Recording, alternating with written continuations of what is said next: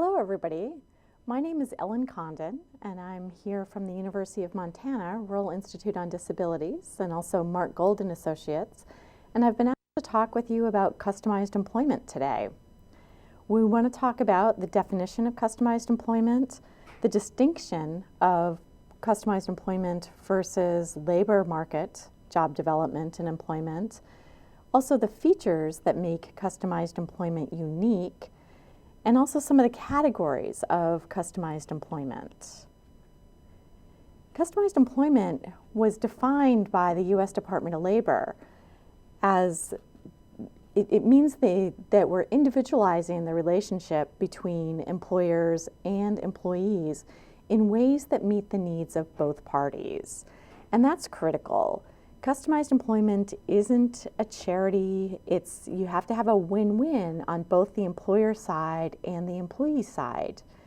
And how we start the approach to customized employment is always looking at the individual first. And we look at the individual determination of the individual strengths, their support needs, their interests, and their impact of a disability.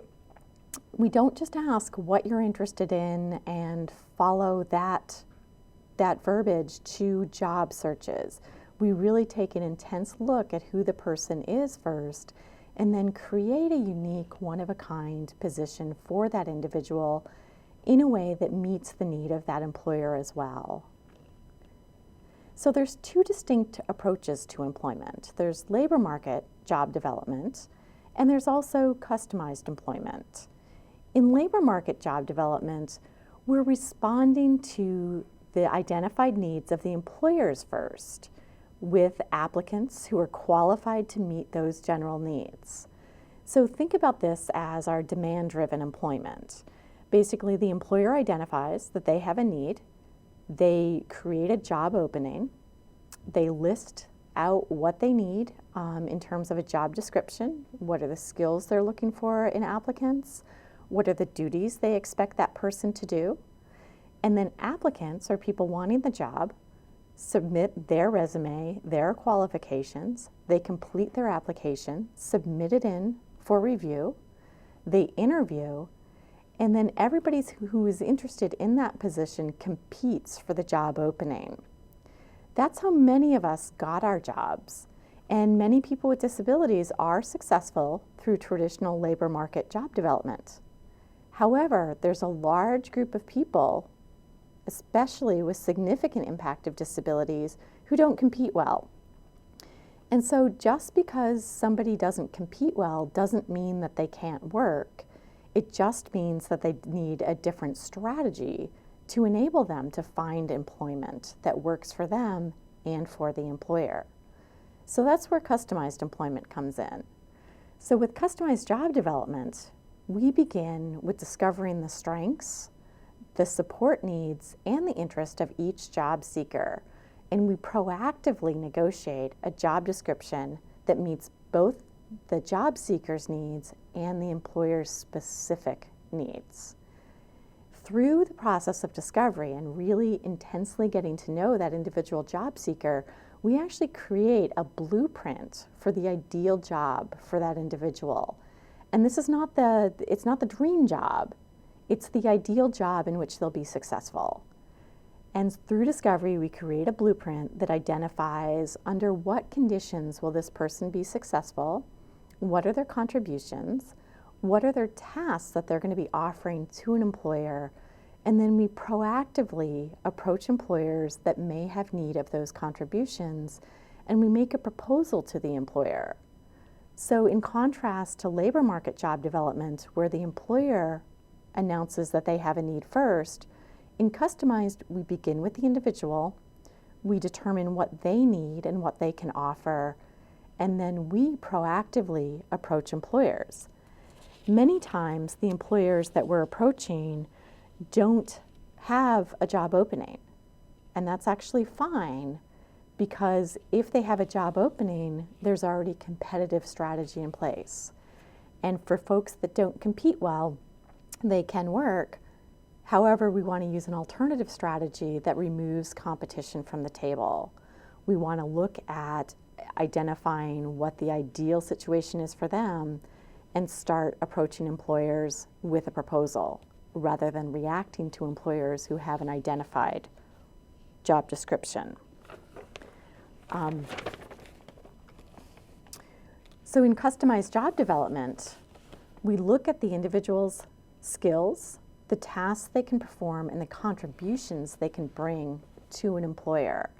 And for folks with a more significant impact of disability, identifying their skills and contributions is going to take some time. It's going to take watching what the person does, how they do it, where they're at their best. It's not going to be through testing and evaluation. We're going to contact employers only that relate to what that individual has to offer and match the ideal conditions. Say for one job seeker, their ideal conditions are that they need a pretty routine set of tasks. They do best if they're not interrupted mid-task. They do best if they have one individual supervisor. And we're looking for a job that enables them to move quite a bit between their tasks and as they're doing tasks, and also take a break when they need it. We're going to pre-screen all employers that match those conditions for the person. And then also we're going to be looking only at employers that have that are in need of tasks that this person can offer, and then we'll value their contributions. So we don't approach just anybody, just the people that would match what this person has to offer and match their ideal conditions for employment. And that way, we're looking to set up success for a person. Again, this isn't the dream job. We're looking for successful placements where the person can make a contribution and where they're going to be able to participate and be productive. The job seeker will present, or a representative will present a proposal to an employer where we think there's a good match. And then the employer will review the proposal, and also part of the job developer role in customized employment is to engage the employer in a conversation and also an analysis of what their unmet needs would be. That's another distinct difference in customized job development, is that the position that the job seeker ultimately will have most likely doesn't exist yet. We're going to create it. And the position's going to evolve from the tasks that we know this person can offer, but also the tasks that meet an unmet need for this employer. And therefore, we're customizing, creating a one-of-a-kind job that reflects the best of the job seeker and also meets that unmet need for the employer. The position then is negotiated. So in customized employment, this is a strategy that, was developed in response to the need for a more flexible workplace for all workers, not just workers with disabilities. However, for the large number of people with significant impact of disabilities who we just haven't figured out how to place in employment and how to access paid employment in the community for those folks, this is a critical strategy. And so the people that we're looking at are folks who haven't had the opportunity to work before, and they may have been screened out of employment because they were evaluated and found not to be ready. That may be because the number reflected on an IQ test was perceived to be too low. It could be that they have some behavioral challenges that someone perceived would be a barrier to paid employment. Or it could have been that their production wasn't reaching what we thought was the criteria to have a paid job in the community. And so many of the folks that need customized employment actually are folks that were screened out by a more traditional approach to employment. They were seen not to be competitive or not ready. However, in customized employment, we're beginning with the assumption or the presumption that everybody's ready to work. It's up to us, the professionals, to determine what that work is going to look like and how to identify and match their skills and their ideal conditions to an employer that will value the skills and contributions of this individual. So again, just because you can't compete doesn't mean that you can't work in a paid job in the community.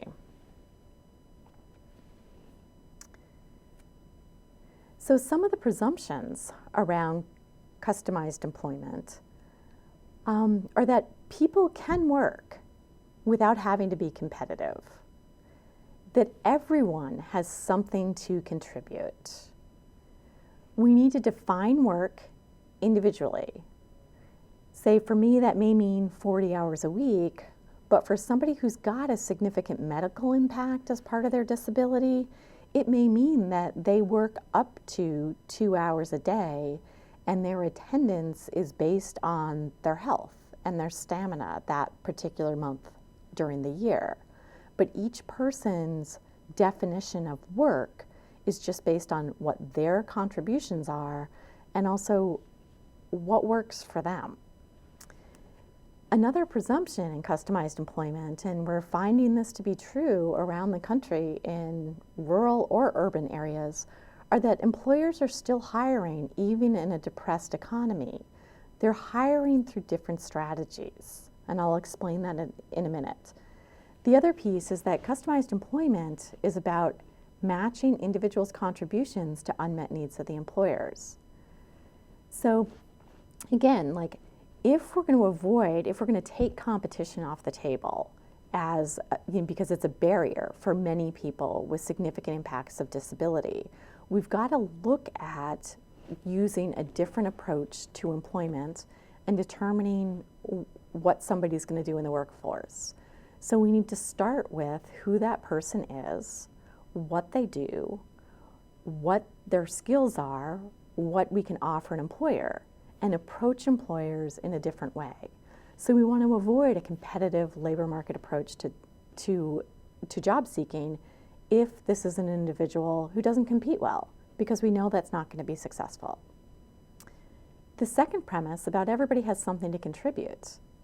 This may, for somebody with a significant impact of disability, it may take some time to identify their skills and their contributions.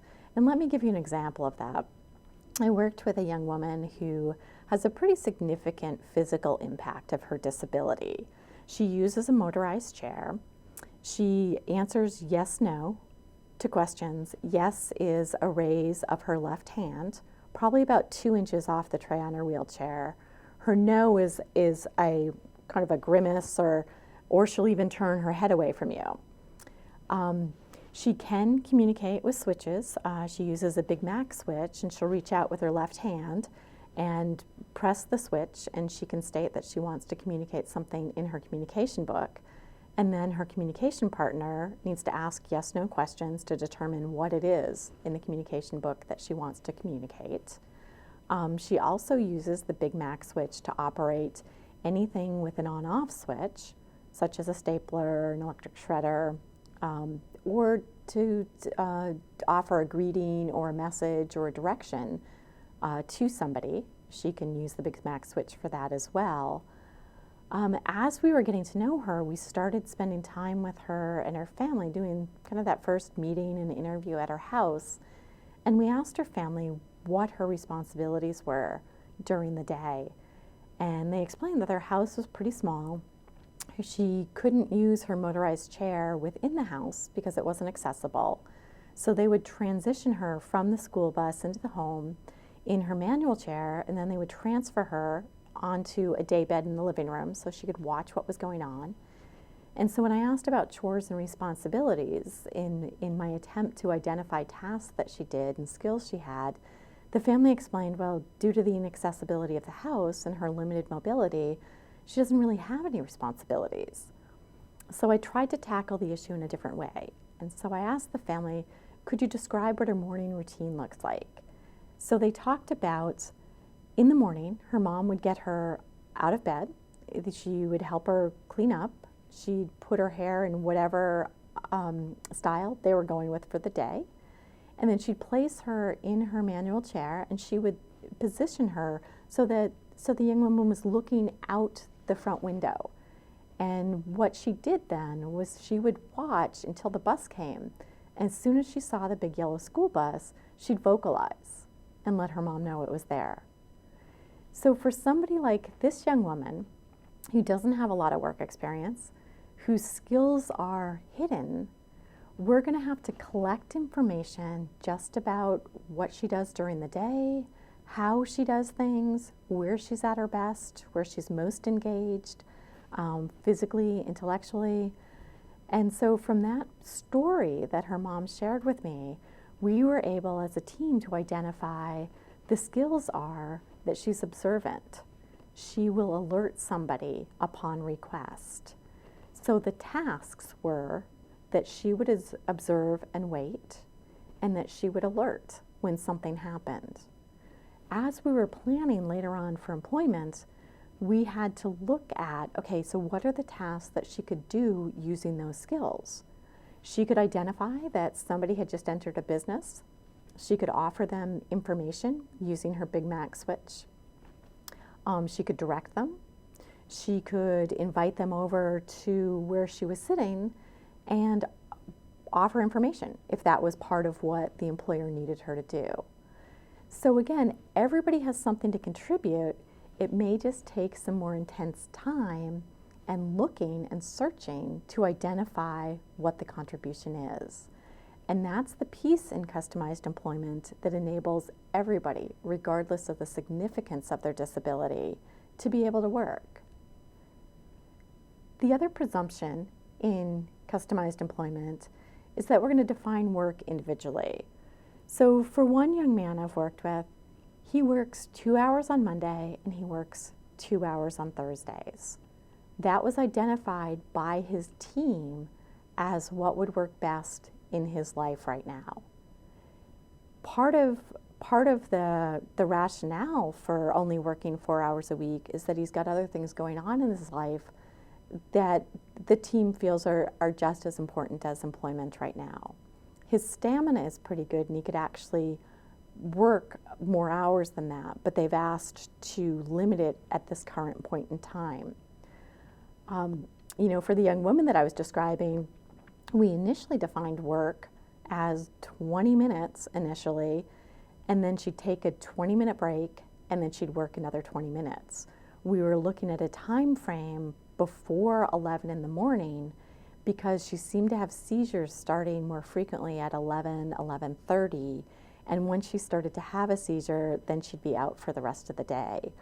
So we were looking for a task also that wasn't time sensitive or time critical, meaning that if she was ill or she was having a bad health week, it wasn't critical that she didn't get to work and perform the tasks those days. So for her, what was, I guess, successful employment really was individually defined by her ideal conditions of employment. It had to be a setting that would accommodate her intermittent health issues and also would work, where she could get something done in 20 minutes, but also take a break so that she wasn't overtaxed and wouldn't begin seizing. The next piece is that employers are still hiring in a depressed economy. They're just hiring in a different way. And actually, I've heard this from employers directly. And if we think about what that means, maybe employers have fewer job opening signs. However, they still have unmet needs and they're still concerned about their bottom line.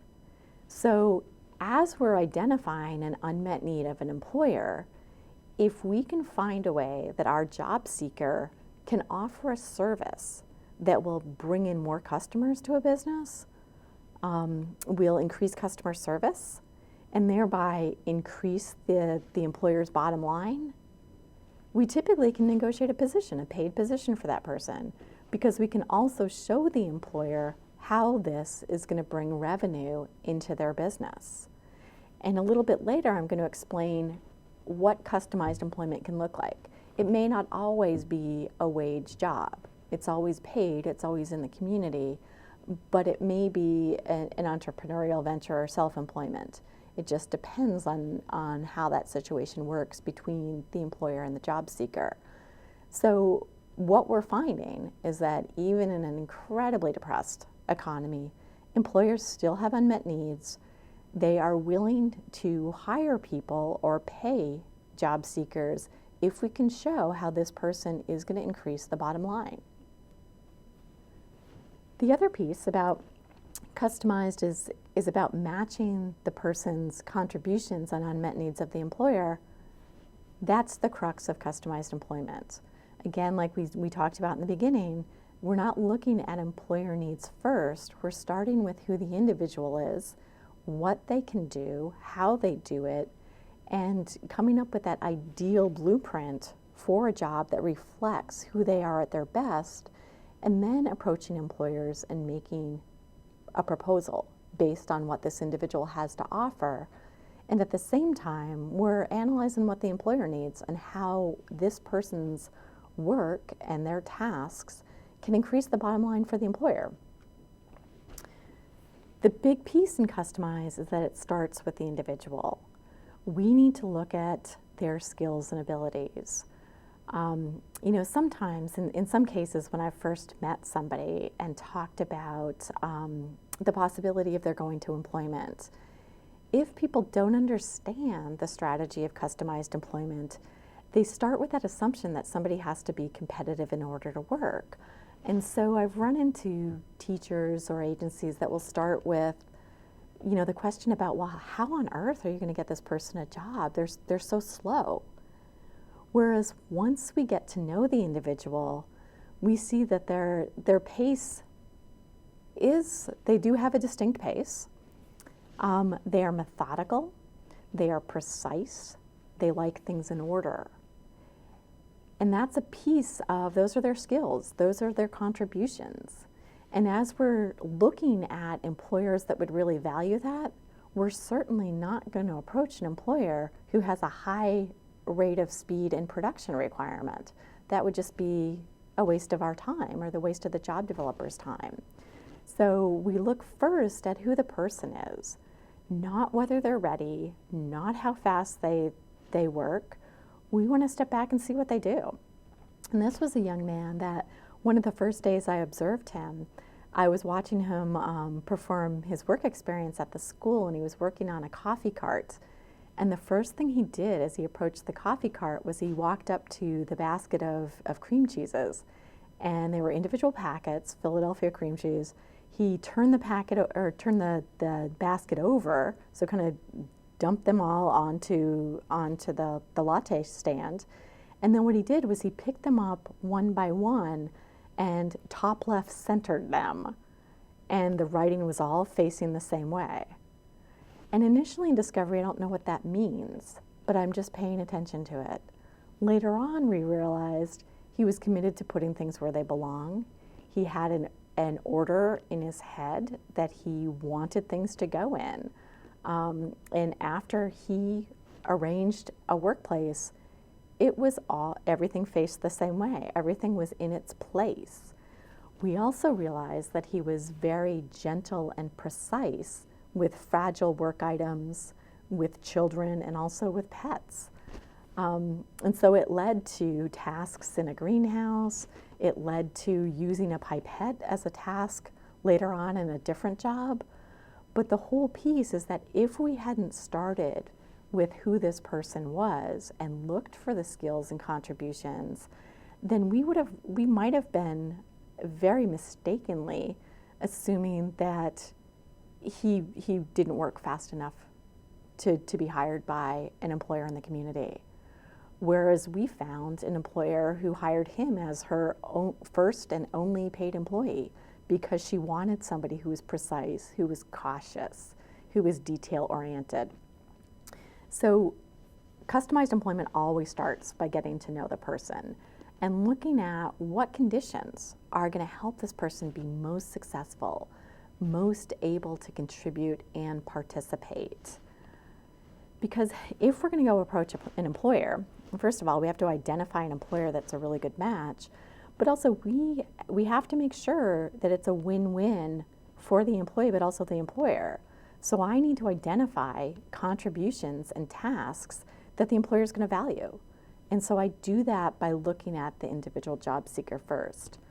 I'm also going to look at interests. I'm going to look at what motivates them.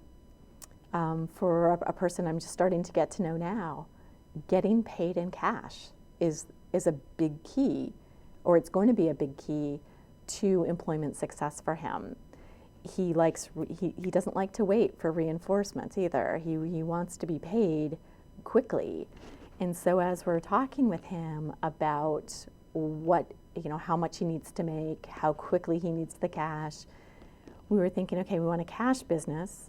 He also likes to buy and sell things. He likes those money transactions. The other piece is that he also interprets if you're getting tips, that's being paid in cash, and that would be good. So that's another piece to who he is, and it's another piece to creating a position for him where he's going to be successful. If he has to wait 2 weeks for a paycheck, my guess is that he's not going to be motivated to perform the job, even if it's in another interest area, say around clothing or around cars. He's pretty clear about it. It's got to be cash money. So let me explain some of the differences too between customized employment and supported employment. I think, unfortunately, when customized employment first was introduced as a strategy for employment, people mistakenly saw it as just a new name for supported employment. And there's a lot of features of supported employment and customized employment that are real similar. What I want to be able to do is explain some of the distinctions. And the first distinction of customized employment is just the intense time that we dedicate up front to getting to know the job seeker. We need to understand their impact of disability. We need to know how their disability impacts how much information they need in advance of any change at the workplace. We need to know or understand how their hands work. What kind of materials can they work with? What type of materials do we need to avoid? How predictable does the workplace need to be, or the flow of tasks need to be? How varied does it need to be? Is there an issue around time of day? We need to have all this information so that before we approach an employer and negotiate this one-of-a-kind position, that we can see the blueprint of what this person needs in our head as the job developer. And I think that's one of the main pieces that's distinctly unique about customized employment. It would be taking the best and the most effective strategies that we used in supported employment and just increasing the power of those strategies and really adding in the need for that intense discovery or getting to know who that person is and what they need to be successful and to make a contribution to an employer. Now, in customized employment, we always start with the job seeker. So before we even think about which employers are going to be contacted on their behalf, we're going to start by doing discovery of the job seeker, determining what their ideal conditions are, like I just described, but also what their skills are, what tasks they can offer, what some of their motivations are around work. Then we're going to look at which employers may be a good match. Sometimes in supported employment, we would start with an employer that was hiring but was willing to take an existing job description and carve away the pieces that the person couldn't do. Because we started with the existing employer and the existing job description, started with their needs first, that would make that situation not customized. That doesn't necessarily mean that it's not a good situation. If the job seeker can be successful in that situation, great. However, if we want to look at how customized distinguishes itself as a strategy from supported employment, we're really looking at that intense upfront discovery, getting to know the individual, and so we're actually very proactively in the employers that we approach. We're also going to identify unmet needs and We're going to identify a position that doesn't exist yet, or we're going to create a position. The other piece is that negotiating the duties, the flow of the work, the support, all of that, we assume that we're going to be doing that piece in customized employment. And when I worked in the field as a supported employment professional, we didn't negotiate as quickly or as frequently. In customized, we're just assuming we're going to have to negotiate this position because most likely it doesn't exist yet. The other piece that's unique to customized employment is that typically we represent the job seeker. And there's a tool that Mark Golden Associates uses called the visual resume and also the agency portfolio. And we use those with employers and typically don't have the employee with us initially, but we will go in and we will represent the individual so that we can talk to the employer about their strengths, about their skills, what they're going to contribute.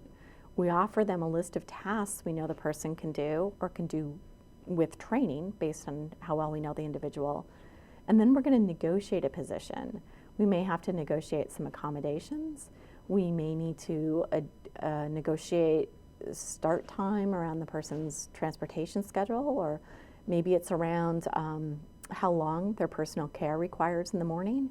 But there's probably going to be some sort of negotiation, and that those skills typically are more prevalent in a professional than the actual job seeker. So that's why we represent the person. The other really unique thing about customized employment is that customized employment's an option for any one of us. It's not just for people with disabilities. When the U.S. Department of Labor first offered customized employment as a strategy, it was in response to the needs of many people, not just people with disabilities, but the workforce in general needing more flexibility of employers. And so it may have been that, the depressed economy, we needed to figure out a way to support ourselves in a different way. It may be that somebody wants to live in a really rural area and there are no job openings there, so how do they support themselves? It may be that we're taking on the care of one of our elderly parents, and so our work schedule needs to look a little differently. So customized employment can be for any one of us, just not for people with, it's not just about people with disabilities. However, this strategy is critical for the people that don't compete well, for whatever reason. So I want to talk a little bit about the features of customized employment. Similar to supported employment, we're talking about one individual in one job. It's definitely in the community, and it's a paid position, and it's paid at minimum or prevailing wage. Sub-minimum wage is not a component of customized employment. It's got to be at least minimum wage, so whatever your state minimum wage or area minimum wage is. Again, it's in the community alongside people without disabilities. The other piece is that, again, like I emphasized earlier, is that the only employers that we contact in customized employment are those that the individual led us to through this individual plan of employment. So again, customized employment could be for any one of us. Say we're somebody that wants a more flexible way to earn an income, that we want to live in a rural area, that we want to telecommute. Customized employment's perfect. We've got to start with, what are our skills and contributions that somebody's going to pay for, and what are our conditions for success? Like, what do we want? Like, are we trying to avoid Fridays? Are we trying to avoid driving to work? We want to work out of home. Those are our ideal conditions for success. But again, anybody can use this strategy. And for people who don't compete well, this is a strategy that will enable them to obtain a paid job in the community.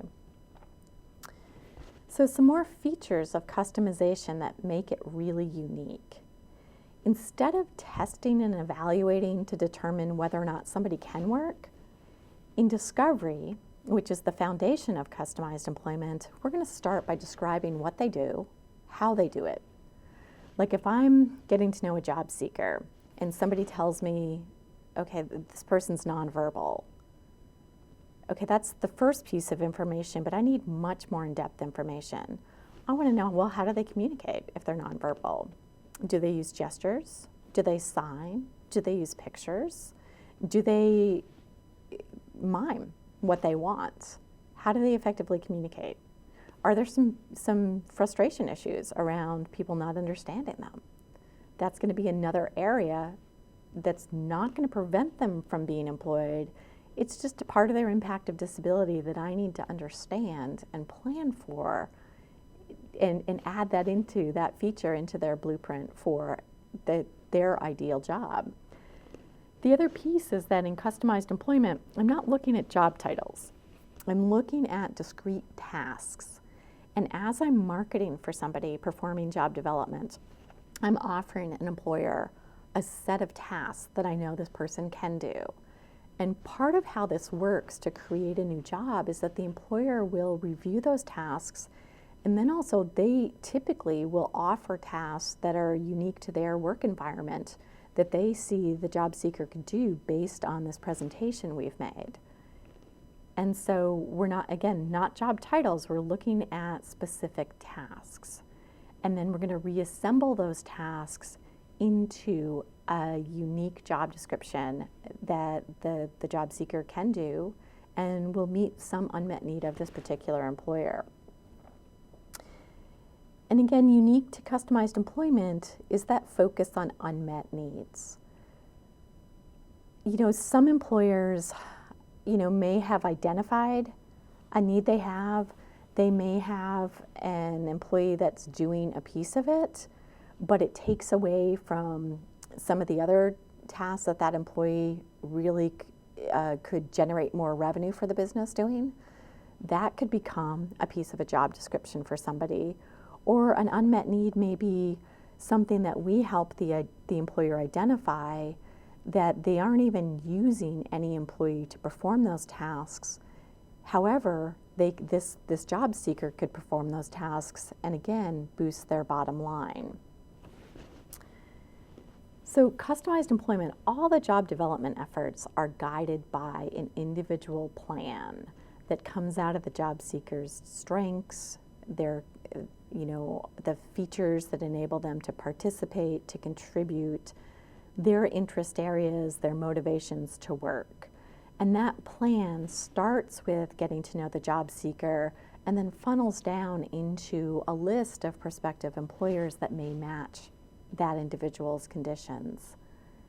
The specific job duties are negotiated with the employer on behalf of the individual. The other piece to point out is that customized employment is voluntary. Employers are not required to customize.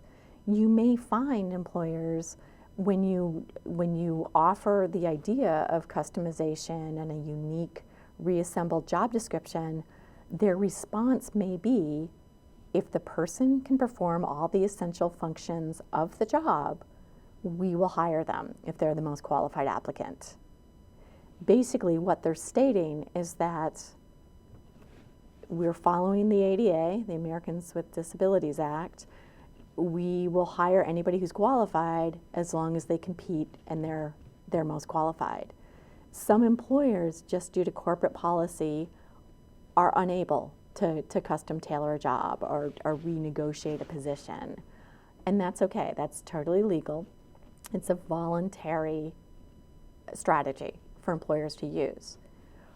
What you want to be able to do as a job developer is, find a way that this new job position, this new rebundling of the tasks, is going to boost the employer's bottom line. What we're finding is that smaller employers may be more flexible in the confines of a job description. So that may be a much easier place to start than some of your large companies that more traditionally we've approached in a more competitive strategy to get people with disabilities employed. So the customized process, how does this all work? I've said a couple times that we've got to start with getting to know the job seeker. It's got to be that discovery piece, and I'm going to share with you in a minute the steps of discovery. So the customized process, we're going to start with discovering who this job seeker is. We're going to spend time with them in what they typically do. We're going to see how people support them to communicate. We're going to see if there's some effective strategies that maybe are used at home that help them be more self-directing and independent and get them transitioning smoothly from one part of their morning routine to the next. We're going to look for things that motivate them. We're going to look for, is there something that the person does without being expected to do it? You know, that's an indication of some internal motivation about, you know, something that they do at home, but also we could generalize that and look at, is that something, a skill or a contribution that we could then bring into the workforce as well? The second piece is, after we do discovery, we have to capture that information in a written document. Mark Golden Associates calls that document a vocational profile. And it's a narrative document, it's a comprehensive document, it's very optimistic and positive. It's really not going to help me to develop a job for somebody if I have a list of everything they can't do. What I need is how they get things done. If this is a person that doesn't read, how do they decipher written information? Will they initiate taking something, you know, maybe they recognize some sight words, but if it's a label that they don't understand or they don't know, will they bring it to a coworker and ask for assistance? One young woman I worked with, what she did for words that she couldn't read is she used a communication device to communicate, and then what she would do is she would actually type in the word, so she'd match letter for letter and then hit speak it. And so totally using her device in a very unique way enabled her to read the words that she didn't understand. Those are the pieces of information that I'm going to need in this profile. So it's a positive document, it's optimistic, it's going to describe information from all avenues of the person's life. I'm going to gather information from home, from the community, from if this person is enrolled in adult services somewhere, I'm going to look at performance there, interview people there. I'm also going to look at school if the person's in school. But it crosses all areas that we may not think are employment relevant, but in discovery they become employment relevant. It's all pieces to a puzzle that we're going to pull together to create this blueprint for this one-of-a-kind position for the person. So after the profile, we're going to move on to a customized employment planning meeting. And again, that's unique to Mark Golden Associates. We have a structure for how the meeting flows, what we're looking at each component of the meeting, and that leads to a plan for job development. From there, we look at creating a visual resume to go represent this person and make the next step is putting together a visual resume that will help us represent the person in negotiations with employers, and it allows us to share information about the person's skills, their contributions, their experiences, and also has a list of tasks that we can offer to that employer. From there, we're going to be looking at job development and negotiating the one-of-a-kind position if we find a match between what the person has to offer and what the employer needs. And then we're going to look at what kind of training, what kind of support does this individual need. And there again is a big distinction of customized employment. We've spent so much intense time getting to know the individual that we really understand how they learn best, how they learn most effectively. So as the job coach, we can really evaluate, are we going to have the coworker train, who typically trains new employees, or is this a skill or a particular task that we need to step in as an employment consultant who's skilled in systematic instruction to go ahead and train? we're also going to have a pretty clear idea about what ongoing supports this person is going to need to maintain this job and be successful. That's all going to come from discovery, but all of that goes into the plan for once we analyze the job. How are we, who's going to train? How are they going to train? Are we going to provide accommodations now or later? And what kind of ongoing support is that person going to need? Another distinction of customized employment is that many of us customize our jobs. Like many of us may start a job working 8 to 5, and then later on, once we're in the door, we realize that those hours might be more flexible. And on Wednesdays, we want to participate in a class that starts at 4. So could we renegotiate the hours of our job? Could we renegotiate some of the tasks that we'd like to take on and maybe some tasks that we'd really like to get rid of? The distinction with customized employment is that when we're using it for job seekers who traditionally have been screened out of employment, we're going to have to do that customization up front. We can't get in the door and then try and negotiate around somebody's work hours because their personal care takes 3 hours in the morning to get them ready, so they really can't be at work at 7. We've got to negotiate that before their first day of work. If somebody's hands don't enable them to work around non-sturdy or non-rigid materials, we're going to need to look at that before the first day of work and identify the specific tasks, the specific work materials that this person can manipulate. So in customized employment, we have to understand the impact of disability up front, put that on the table actually with the employer during our negotiation and our proposal, and really customize the tasks, the hours, the supports, the supervision, whatever's critical to that individual succeeding in the job.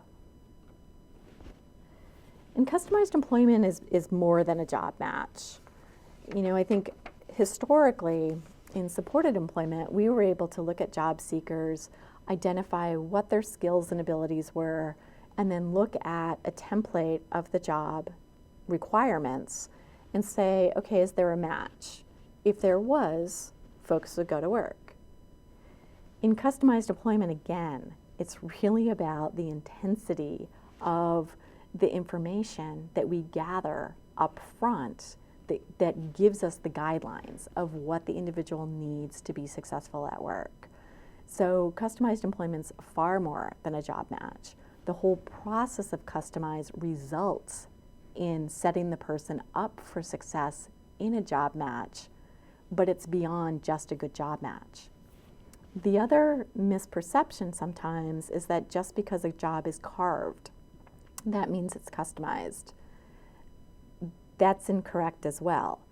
And again, carving may be a strategy that we use as we're actually doing the job negotiation and creating the one-of-a-kind job description. But that just because a position is carved doesn't mean it's customized. It's customized if the tasks that are part of the final job description reflect back to who the person is, and they're tasks that we went to the employer with, stating that this is what the person can do. And so it all starts with really looking at the person initially. So the result of customized, there's some different categories of customized employment that I want to share with you. And the first categories basically are about where the tasks that result in this individual's new job, where they came from. It may come from one job description. For example, I've worked with a young woman who she took over paying the property management bills online for the owner of Prudential Realty.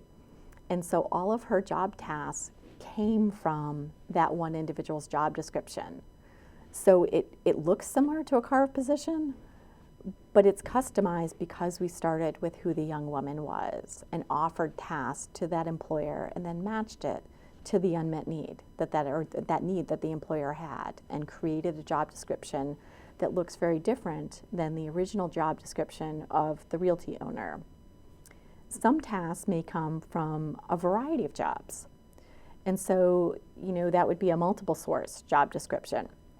So another young woman who actually worked at Walmart, which isn't known for being able to be that flexible with job descriptions, they created a unique job description for her, and they took pieces of a job from customer service.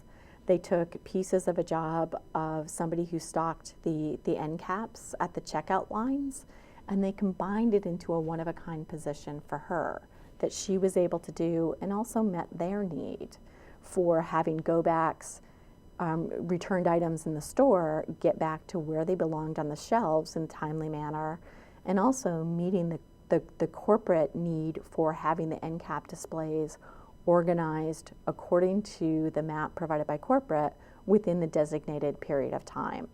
So again, it's a multiple source job description because those tasks came from a variety of jobs. The other way that we could create a unique job description is a created job description. And that would be looking at if we identify an unmet need of an employer, and then we create a position just around that. And it may be that, maybe this employer didn't offer a delivery service, and that's something that the person can offer.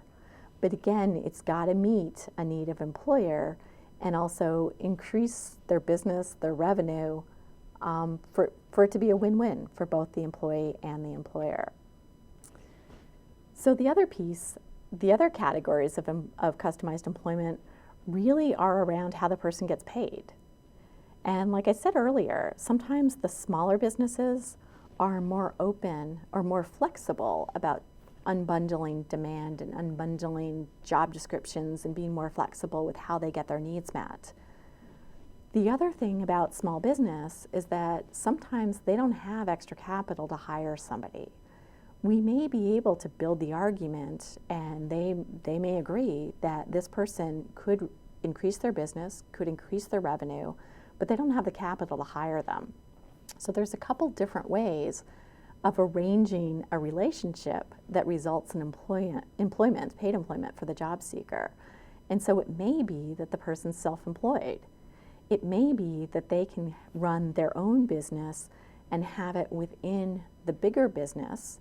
And again, that would make sense to the business if this is a complementary business that increases revenue, increases service, increases customer service, or frees up the employer to do tasks that would bring in more revenue for the business. Say it's somebody who's running, an automotive repair shop, and there's some prep work that this individual could do.